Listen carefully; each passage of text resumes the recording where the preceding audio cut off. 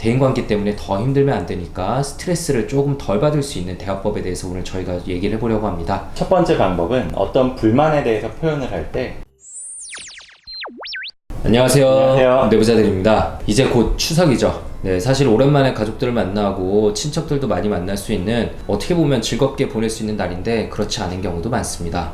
그래서 진료실에서 워낙 이제 추석에 대한 걱정들, 스트레스 얘기들을 듣다 보니까 저도 요즘 추석이 다가오면 괜히 좀 마음이 무거워지는 것 같아요. 그런 얘기 듣다 보면은 와 진짜 이렇게까지 힘든데 뭐하러 추석 때 내려가야 되나 그쵸. 뭐 그런 생각이 들 때도 있고요. 네. 개인적으로는 이 명절을 좋아하기는 해요. 어쨌든 뭐 며칠 쉴 수는 있잖아요. 그쵸. 김경 선생님은 추석하면 어떤 생각이 드시나요? 아무래도 어릴 때는 좀 좋았던 것 같아요. 친구와 외가 둘 다 경상도에 있어가지고 이렇게 자주 가지 못해서 추석 때도 가면 설날 아니지만 그냥 일단 세배하고 세뱃돈 받고, 그리고 이제 외가는 먼저 들렸는데 경상북도에 있고 친가는 경상남도에 있어서 이렇게 거쳐가는 코스였는데, 어머니가 열째 중 막내셔가지고 위에 어르신들이 되게 많아서 세배를 엄청 많이 하고 세뱃돈을 많이 받았던 기억이 있어요. 근데 이제 좋겠네요. 친가에 가면은 아버지가 외아들이셔가지고 단촐했기 때문에 마음 같아서는 외가에만 더 오래 있다가 집에 그냥 올라오고 싶었는데 네, 그러지 못했던 기억이 납니다. 아무튼 저도 어렸을 때는 그렇게 친척 집에 가서 한 며칠씩 자고 그랬었던 것 같아요. 그래서 뭐 사촌들이랑 뭐 밤새 얘기도 하고 뭐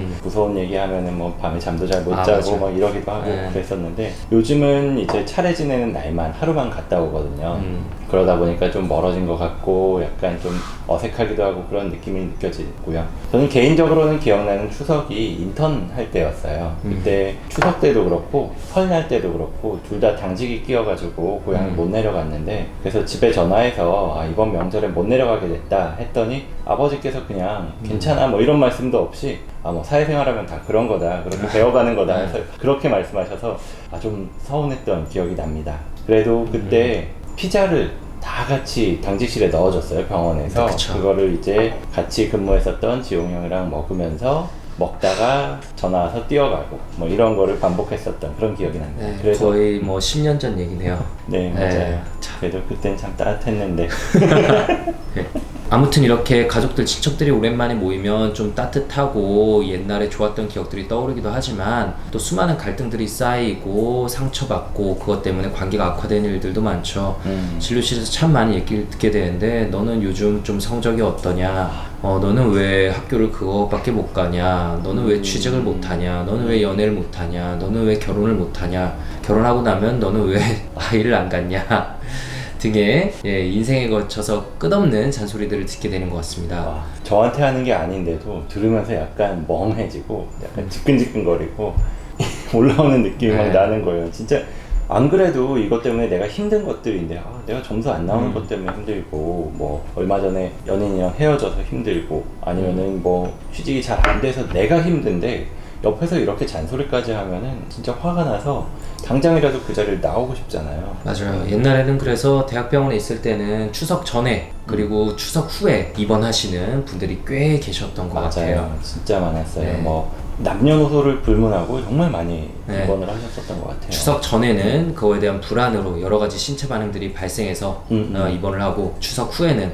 당한 것에 대한 분노로 맞아. 여러 가지 신체 반응이 발생해서 입원하셨던 참 우픈 기억들이 있습니다. 네, 그래서 이제 추석 때 정말 먼 길을 가면서 좀 그 자체만으로도 힘들어서 좀 피로도 누적이 되고 뭐 준비하느라 힘들기도 하고 뭐 이런저런 상황 때문에 쌓여있던 것들이 이런 잔소리 같은 거에 불이 확 붙으면서 폭발을 해버릴 수가 있는 거예요. 예를 들어서 뭐 전 부치느라 막 하루 종일 앉아있어서 허리도 아프고 막 힘들어 죽겠는데 잠깐 누워서 쉬려고 그랬더니 저 멀리서 여기 과일 좀 여기 과일 좀 깎아줘 뭐 이렇게 말을 하면은 순간 빵 터져버리는 거죠. 네, 뭐 그 자리에서 폭발하는 수도 있고, 근데 사실 대부분은 그 자리에서 폭발하지도 못하죠. 집에 돌아오는 길에 이제 그나마 마음을 그래도 털어놓을 수 있는 뭐 남편이나 같이 있는 가족들에게 겨우 마음을 털어놓게 되는데, 오히려 그런 말을 들은 사람들이 거기 공감해주지 못하고 뭐 너는 우리 집에만 그러냐, 뭐 너희 집에서도 이런 비슷한 일이 있었다, 다들 그렇지 않냐 라는 식으로 나와서 더 2차로 더 상처받고 이런 경우들도 많은 것 같아요. 네, 그래서 이렇게 즐거울 수 있는 명절인데 사실 스트레스 받게 되는 경우가 많기 때문에, 뭐 안 그래도 힘들잖아요. 먼 길 가느라, 그리고 준비할 거 많이 차리느라 이렇게 힘든데, 대인관계 때문에 더 힘들면 안 되니까 스트레스를 조금 덜 받을 수 있는 있는 대화법에 대해서 오늘 저희가 얘기를 해보려고 합니다. 윤희우 선생님, 먼저 첫 번째 대화법 얘기해 주시죠. 네. 우선 첫 번째 방법은 어떤 불만에 대해서 표현을 할 때 나를 주어로 하는 메시지를 던지는 거예요. 워낙 많은 사람들이 이야기를 하다 보니까 감정이 상하는 얘기가 나올 수도 있고 좀 불만이 쌓일 수도 있고 그렇긴 하죠. 근데 그럴 때 너를 주어로, 상대방을 주어로 하는 말을 던지면은 굉장히 공격적으로 들리거든요. 예를 들자면, 아니 너는 왜 항상 내가 말하면은 그렇게 삐딱하게 반응하냐? 라든지 당신 동생은 뭐가 그렇게 이기적이야? 이런 말을 들으면은 어떠세요? 이걸 딱 들으면 되게 기분 나쁘네요. 네, 저한테 말하는 거 아닌 거 아는데도 되게 기분 나쁘네요. 그렇다 보니까 반사적으로 거기에 대한 방어를 하기 위해서 아니 엄마가 그렇게 말하니까 내가 기분이 나빠서 그러는 거지 라든지 당신 형님은 안 이기적인 것 같아? 나는 참고 있는 거야 이런 식으로 맞받아치는 말이 나오게 되고 다툼으로 번지게 됩니다. 이렇게 너를 주어로 하는, 상대방을 주어로 하는 그런 문장 같은 경우에 굉장히 공격적으로 들리기가 쉬워요. 그렇기 때문에 뭔가 부정적인 말을 꺼낼 때는 나를 주어로 해서 그 문장을 꾸며서 말하면은 훨씬 덜 공격적으로 들리게 된다고 합니다.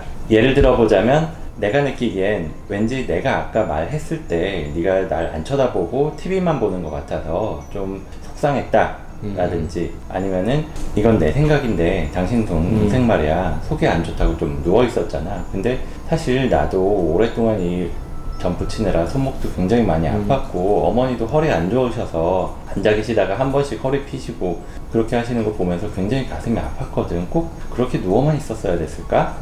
이렇게 얘기를 하면은 훨씬 그게 좀 똑같은 메시지를 전달하더라도 덜 공격적으로 들리게 될 수 있습니다. 확실히 덜 공격적으로 느껴지네요. 저는 이거 진료실에서 얘기할 때, 그래서 대화하는 방법에 대해서 얘기할 때 약간 밑밥을 깔라라고 얘기하거든요. 그거랑 일맥상통하는 것 같아요. 맞아요. 내 생각인데 이렇게 약간 밑밥 깔면서 시작하면 확실히 상대방에서 화내는 일이 좀 드물죠. 네, 두 번째는 나 메시지를 사용할 줄 모르는 사람과 대화를 하게 될 때 결국 싸움으로 덜 번지게 만드는 방법입니다. 네, 상대방이 이런 말을 들으면 당연히 화가 나지만 거기서 어쨌든 간에 상대방의 감정을 한번 먼저 인정하고 수용해 준 다음에 대화를 진행해 나가는 거죠. 자기 정말 피곤한데 내가 과일까지 깎아달라고 해서 화났구나. 미안해, 내가 요즘 속상한 일이 많아서 형님들한테 털어놓고 이야기하다 보니까 미처 생각을 못했어 라는 식으로 일단 상대방의 감정을 인정한 다음에 대화를 이끌어 나가는 거죠. 그렇게 대답을 하면 일단 불만을 표현한 그 사람의 의도는 어느 정도 헤아렸다 이게 표현이 되면서 또 내가 하고 싶은 어떤 변명 같은 것들도 같이 전달이 될 수 있으니까 조금은 상대방도 그 상황을 이해할 수 있을 것 같습니다. 이렇게 오늘 소개드린 두 가지 대화법, 나를 주어로 하는 메시지를 던지기와 그리고 상대방의 마음을 먼저 헤아리고 거기에 응대하기, 이 두 가지만 이야기를 하더라도 정말 어떻게 말이 안 통하는 상황까지 간다면 어쩔 수 없지만 적어도 불필요하게 그냥 서로 말을 던지다가 싸우게 되는, 그렇게 다툼으로 이어지는 것만큼은 조금이나마 예방을 할 수 있지 않을까, 그렇게 생각해 봤습니다. 네, 근데 오늘 저희가 말한 이 방법은 그나마 말이 통하는 사람들과 대화에서 사용할 수 있는 대화법이고요. 그렇죠. 사실 아무리 노력을 해도 절대 대화가 통하지 않는 가정들도 많이 있는 것이 사실입니다. 그래서 그런 경우에는 어느 정도 노력을 하다가 그 다음엔 빠른 손절이 사실 더 정답인 경우도 많다고 할 수 있습니다. 아무리 가족이라고 해도 그게 내 삶을 계속해서 망친다면은 어느 순간에는 좀 정리할 필요도 있는 게 사실이거든요.